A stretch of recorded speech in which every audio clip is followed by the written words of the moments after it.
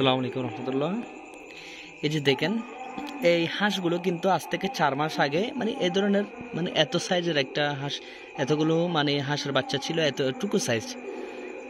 তো মাশাল্লাহ, এখন দেখুন এই হাঁসগুলো কিন্তু সাইজ এতটুকু না, অনেক বড় এখন। তো এখান থেকে আরও কিছু হাঁস ছিল, এগুলো আমি বিক্রি করে দিয়েছি। তো আপাতত আমার এখানে সেল করার মতো কয়েকটি হাঁস আছে। এখানে সাদা কালারের হাঁসটা রাখবো, আর এখান থেকে কালো থেকে আর 2-1টা হাঁস রাখবো, যেহেতু ফার্মটি আমি বড় করব। কিন্তু এখন শীতকাল হিসাবে আমি আপাতত তুলতেছি না, কিন্তু এখান থেকে কয়েকটি রেখে দিব। মূলত এরকম আমার একটা ইচ্ছা আছে, তো দেখা যাক। তো সবাই যেহেতু আমার ভিডিও দেখেন, আমার ভিডিওর মধ্যে আলহামদুলিল্লাহ অনেক ভিউজ হয়।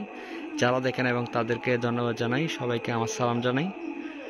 তো এখন থেকে সবসময় আমি ভিডিও আপলোড করব। এই হাঁসগুলোকে আমার একটা করতে হবে, কারণ এই হাঁসগুলোকে আমি এখনও পর্যন্ত কোনো ধরনের মেডিসিন দেওয়া হয় নাই। কারণ এখন যেহেতু 4 মাস প্লাস হয়েছে, এগুলাকে আমার একটা মেডিসিন দিতে হবে। তো এই মেডিসিনটা হচ্ছে ক্রিমিডোজ।